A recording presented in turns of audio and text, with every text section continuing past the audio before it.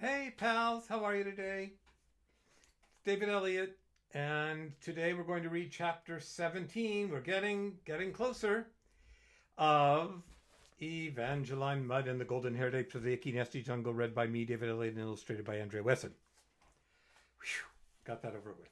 But before I read that today, I wanted to show you something that to me is really super special. From here, you can see that, like, you can read the title there. There is my favorite name, mine. But here is something even more special. Oh yeah, good, you can see that. I was afraid you wouldn't be. I'll hold it like that. See all those dots right there? They're raised a little bit. Guess what? This is Evangeline Mudd and the Golden-Haired Apes of the Icky Nasty Jungle in Braille. I don't know, I wish I could, how can I, well here, you can see these are almost the only words in it. Right, what's it say? This Braille edition contains the entire text of the print edition except illustrations. And the whole book. I wish you could, there, maybe you can see all the bumps there. I have no idea what chapter this is, because of course I can't read Braille. But you know, all these little raised bumps, children and adults too, who are vision impaired or who are totally blind, can run their fingers. They can read with their fingers. What a great thing that is. Right? And it makes me so happy to think that blind children can also enjoy Evangeline Mudd and the Golden-Haired Apes of the Icky Nasty Jungle. There it is again. It's big, right? I wish you could see the pages. They're so beautiful. It's like a piece of art with all the little bumps raised on them there. Well, we had better see what's happening in chapter 17, Naughties. Evangeline decided that she didn't have anything against headhunters, especially if one were going to help her find her parents. There had been no opportunity for meeting one at Mudd's Manor, and as far as she knew, her parents had no friends who were headhunters. Do yours?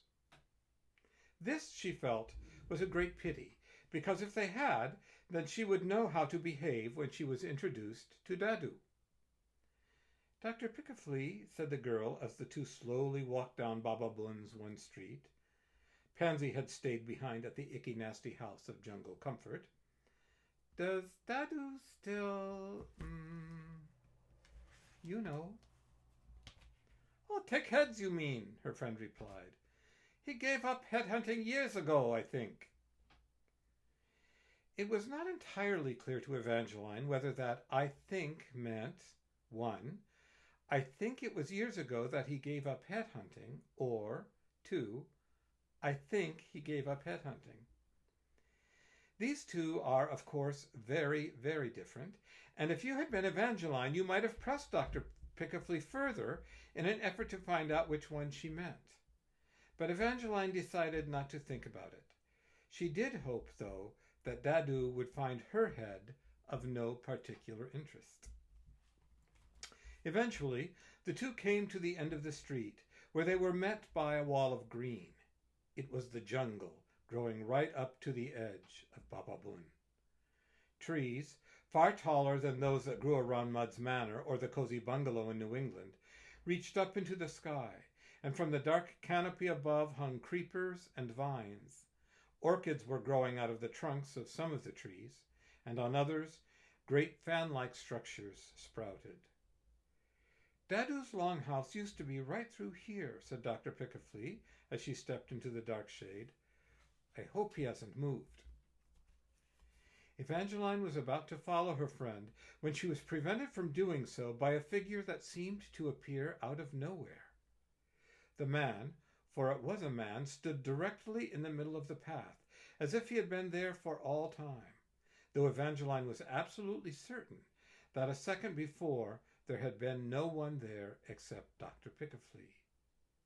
He was wearing nothing more than shorts and a pair of ancient tennis shoes with no laces and so many holes that various toes stuck out as if they were making a break from the shreds of canvas and rubber that surrounded them. For a moment, he stood there staring at Evangeline, who could do nothing but stare back. Still, she had the idea he was waiting for something. "Naughties," he said at last. "You very naughties." Startled as she was, Evangeline was about to reply to this peculiar creature that she thought it was he who was naughty, frightening little girls by appearing right before their eyes like that. But on second thought, she decided it was perhaps not the best idea to get into an argument with the stranger when there were headhunters about. This is good advice, by the way. Follow it whenever you can. "Dr. Pickaflea," she called out. "Help!" Later, Evangeline was very angry with herself for calling out like that. After all, the man hadn't done anything except stand there. Was it the tattoos, the ears, or the blowpipe that caused me to do it? She wondered later. And she promised herself not to call out for help automatically the next time she met someone who was covered from head to foot in tattoos and whose earlobes were looped over the tops of his ears and who was carrying a very long and dangerous-looking blowpipe over his shoulder. "Ah, Evangeline," said Dr. Pickaflea as she came scurrying back. "What a clever girl you are! You found Dadu!" Dadu stared straight into Evangeline's eyes. "She very naughties," he said. "Oh, nonsense, Dadu," said Dr. Pickaflea cheerfully. "You're too sensitive. After all, the girl hasn't had many opportunities to see such a handsome fellow as you." Dr. Pickaflea took a step backward and with an elegant flourish of her enormous hand made a proper introduction. "Evangeline Mudd, permit me to introduce Dadu," she said. "Dadu, Evangeline Mudd." "It's very nice to meet you, Mr. Dadu," Evangeline said, hoping with all her might that this was the way a headhunter liked to be greeted. Unfortunately for the girl, it didn't seem to be. Dadu furrowed his brow and grimaced in a way that managed to show all his teeth at once, teeth that, Evangeline couldn't help but notice, had been filed into sharp points.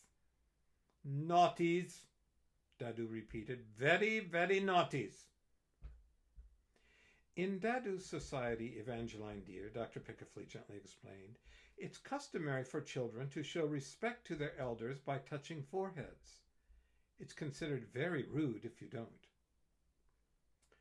From the moment Evangeline had learned that she was going to Icky-Nasty, she had prepared herself. She had prepared herself for the little wormy things, and for the huge mosquitoes, and even for the spiders.